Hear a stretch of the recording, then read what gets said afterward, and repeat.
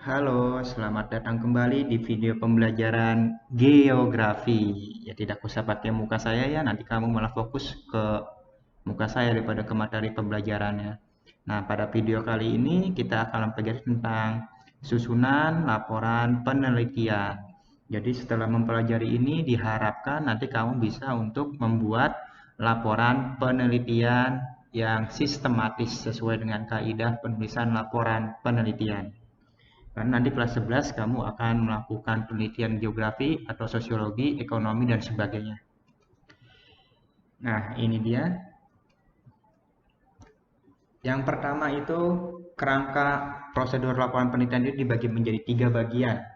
Yang pertama itu ada bagian pembuka, karena ada pembuka harus ada bagian intinya, dan terakhir adalah bagian penutup. Nah, setiap bagian-bagian itu nanti dia ada bercabang-cabang lagi tuh.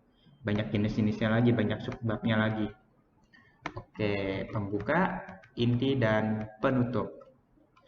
Nah, yang pertama itu bagian pembuka.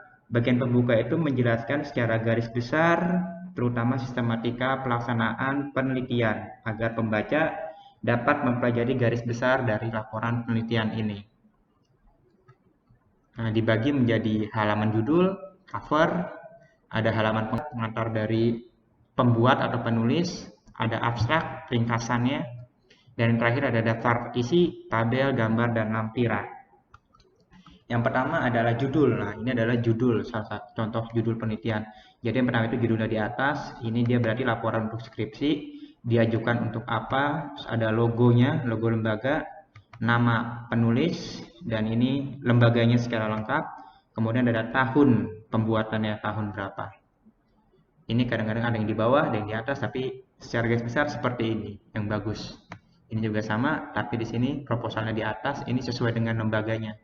Nah, ini karena dia judulnya panjang, jadi ada subjudul. Ini subjudulnya. Ini judul utama, ini subjudul. Ini nama penulis, lembaga, lembaganya, tahun pembuatannya. Ini dari IPB, ini dari UPI, ini dari UNJ. UNJ kayak gini. Ini judulnya, logo UNJ nggak besar-besar seperti ini juga nggak apa-apa. Ini kayak gini udah pas nih UPI atau IPB. Ini untuk apa deskripsi? Ini lembaganya teknik, tahunnya 2016. Itu judul penelitian. Ada judul, logo, nama, tujuan, lembaganya, tahun pembuatan. Kalau memilih judul itu, kita itu, oh belum judul, ini memilih judul itu kita harus tidak terlalu panjang, tidak terlalu pendek, isinya tepat dan bermakna, mencerminkan kedalaman analisis. Nah, jadi di sini ada analisisnya apa nih? Nah, analisis metode FDS gitu. Nah, ini metodenya berbasis multi. Ini multi nih. Multi apa itu tadi? Nah, kemudian ada halaman pengesahan atau persetujuan. Ini dari judulnya apa tadi namanya, nomor registrasi, program, program studi, tanggal. Nah, ini pembimbing 1, pembimbing 2, nanti tanda tangan di sini. Yang terakhir adalah kepala jurusan. Ini kalau skripsi.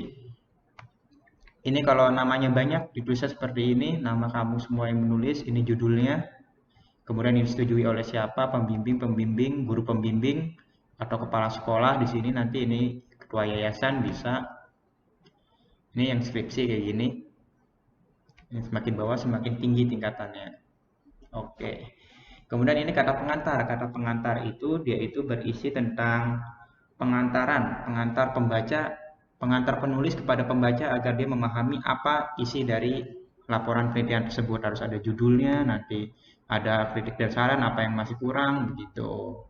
Kemudian di sini juga ada biasanya itu ada ucapan terima kasih kepada pihak-pihak yang telah membantu dalam penulisan laporan. Ada tempat, tanggal, dan tertanda. Kemudian ini ada abstrak. Abstrak itu adalah rangkuman dari isi laporan dalam format yang sangat singkat. Hanya berupa poin-poin inti di sini. Di sini ada latar belakangnya, di sini ada proses, dan di sini ada hasilnya. Kemudian diberikan kata kuncinya. Kata kuncinya ada di bawah. Jadi nanti pembaca kalau dia tidak ada waktu yang panjang membaca, lihat dari sini dulu. Dia bisa menggambarkan apa isi dari laporan tersebut. Kemudian ada daftar isi, ada kata pengantar tadi di sini. Bab 1, kemudian menjorok dari 1 ke 1, 1.1, 1.2, dan seterusnya. Dalam harus rapih ini nggak rapi nih. Harusnya di bawahnya sini ada caranya untuk membuat supaya dia langsung rapih. Kemudian ada tabel itu berarti tabel 4 berapa dan seterusnya. Ini berarti dia ada di bab 4 ke 1. Ini di bab-babnya. Kalau tabel 3 ini tabel 2.1 berarti dia ada di bab 2, atau tabel 1.1 berarti ada di bab 1. Sama, ini juga daftar gambar juga seperti itu. Kalau dia di 2 berarti dia ada di bab 2. Di 5 berarti dia ada di bab 5. Nah, ini bagian inti. Yang paling penting dari penelitian adalah bagian inti. Bagian inti itu dibagi menjadi 1, 2, 3, 4. Ada bab 1 pendahuluan, ada landasan teori, ada bab 3 metode, dan ada bab 4 analisis data. Nah, bab 1 pendahuluan. Pendahuluan itu berisi tentang latar belakang masalah, uraian masalah yang akan diteliti. Apa sih penjelasan mengenai ketidaksesuaian antara harapan dengan kenyataan di lokasi penelitian tersebut yang menimbulkan masalah. Kemudian ada rumusan masalah. Rumusan masalah itu pertanyaan pokok yang akan dijawab oleh peneliti melalui pengumpulan data. Kemudian ada tujuan penelitian. Tujuannya itu apa? Kamu mengumpulkan penelitian dan melakukan penelitian ini. Tujuan itu dari rumusan masalah, menjawab rumusan masalah. Kemudian ada manfaat penelitian bagi pihak-pihak lain, perorangan atau lembaga-lembaga dari hasil penelitian yang kamu lakukan. Itu apa nanti manfaatnya bagi pihak sekolah, pihak kamu sendiri, kemudian masyarakat, pemerintah, nanti untuk ke saran.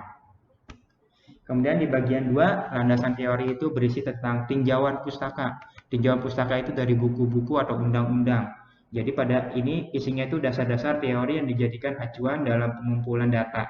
Atau dalam melaksanakan penelitian itu acuannya dari sini. Karena itu dari teori-teori yang sudah ahlinya ahli yang membuatnya. Kemudian ada kerangka berpikir. Kerangka berpikir adalah diagram yang menjelaskan arus logika berjalannya penelitian. Jadi supaya penelitian itu terarah, fokus, jadi dibuat kerangka berpikir. Yang terakhir di bab 2 adalah hipotesis atau dugaan sementara dari hasil penelitian yang akan kamu lakukan dan akan dibuktikan kebenarannya melalui pengumpulan data. Ini di bab 2 ada tinjauan pustaka, ini biasanya banyak banget ini di sininya. Kalau kerangka berpikir itu biasanya diagram atau bagan-bagan. Nah, yang bagian ketiga, bab 3. Nah, ini contoh dari apa tadi itu nama itu? Kerangka berpikir. Ini hasilnya itu ini yang diteliti, efektivitas media pembelajaran berbasis blog terhadap hasil belajar dasar IAS di UNS. Ini ke bawah, analisa tesnya apa, nanti lihat di sini analisanya apa, hasilnya ini. Atau juga seperti ini dari komponen-komponen ini adanya di undang-undang atau di buku. Ini hasilnya, nah ini nanti laporan penelitiannya. Rate accident Indonesia turun, kata dia. Oke, next. Bab 3, metode penelitian itu berisi tentang 3.1, waktu dan tempat penelitian, kapan kamu melakukan penelitian dan tempatnya di mana. Karena berbeda objek, berbeda hasil. Kemudian jenis dan desain penelitian. Ini desain ini di sini hampir sama dengan tadi kerangka berpikir. Jadi di situ ada apa namanya itu? Strategi untuk mencapai tujuan dari penelitian. Kemudian ada populasi dan sampel. Di sini juga ada teknik pengambilan sampel. Kemudian ada teknik pengumpulan datanya apa yang diambil, apa dia wawancaranya. Kemudian ada teknik analisis data. Dari data itu dianalisisnya menggunakan teknik apa? Bisa statistik atau deskriptif.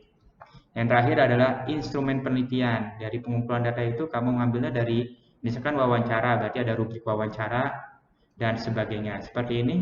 Kalau angket dia pakai angket atau daftar cocok, skala inventor. Kalau wawancara ada pedoman wawancara. Kalau observasi ada ini nanti dibuat ke lampirannya. Ini alat untuk pengumpulan datanya.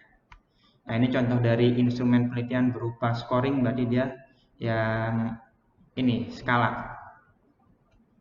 Tinggal dicentang-centangin berapa, 4. Berarti 4 udah bagus, 5 sangat bagus, sangat baik. Bab 4 analisis data hanya berisi tentang 2, yaitu 4.1 hasil penelitian. Dari hasil penelitian tadi yang kamu coding, tabulasi, nah itu adanya di sini nih. Di hasil penelitian. Kemudian dari hasil penelitian itu dibahas di pembahasan. Udah berupa kalimat. Kalau ini kan berupa poin-poin, misalkan 4.1.1 tentang lokasi penelitian, 4.1.2 tentang jarak lokasi kemana gitu. Kemudian dibahas di sini. Dikumpulkannya di sini pembahasan. Kemudian bagian penutup ada 3. Bagian penutup itu menyampaikan kesimpulan yang singkat, padat, dan jelas. Yang pertama itu ada bab 5, kesimpulan dan saran, ada daftar pustaka, dan lampiran. Ini contoh daftar pustaka, jadi yang pertama itu Nah, tadi kita sampai ke daftar pustaka. Daftar pustaka itu ada susunannya menurut kaidah penulisan daftar pustaka yang baik dan benar. Ini di pelajaran bahasa Indonesia sudah dipelajari pasti. Yang pertama itu ada nama penulis, ini nama penulisnya dibalik, ini harusnya Hasan Alwi tapi dibalik. Terus ada tahun, dia membuatnya tahun kapan, judul pakai tanda petik atau pakai garis atau di hurufnya miring. Wah, ini nggak ada penerbitnya yang ini nih. Ini nggak ada penerbitnya, ini berarti laporan-laporan. Nah, ini kalau dia banyak orang, lebih dari 3, lebih dari 2, pakainya DKK. Lebih dari 2 berarti 3 ya. Kalau 2 masih begini nih. Nama yang kedua tidak usah dibalik-balik. Hanya nama pertama yang dibalik. Kemudian ini ada judul, ini tempat penerbitnya, ini nama penerbit ini yang lengkap ini. Sama yang bawah juga gitu. Ini kotanya, ini penerbitnya, tahun. Jangan lupa ada titik, titik, titik, ini titik 2. Ini yang namanya lebih dari 1 Adin dan Jai Song Sung tahun 2007, ini judulnya, ini lokasi penerbitnya, ini lembaga penerbitnya Universitas of Otago. Kemudian bisa dibedakan menjadi ada rujukan berarti buku, berupa buku yang seperti tadi. Ini berupa buku dengan 2 penulis. Tuh 2 penulis tadi bisa pakai angka ini atau dan. Kemudian ini dari artikel web, ada penulis webnya itu siapa, tahun, judulnya. Nah, ini bedanya dia ini, karena dia web, internet diunduhnya tanggal berapa, dan webnya apa. Biasanya ada tanggalnya, pukulnya juga di sini, tapi kalau pukul terlalu detail, pakai aja. Diunduh 2 Maret 2018 di alamatnya ini. Nah, terima kasih telah mempelajari, memahami, menonton video pembelajaran tentang susunan laporan penelitian. Hatur nuhun, terima kasih. Jika ada pertanyaan silakan ditanyakan. Sampai jumpa di pertemuan kita berikutnya. Bye-bye. Silakan dikerjakan evaluasinya yang ada di Google Form.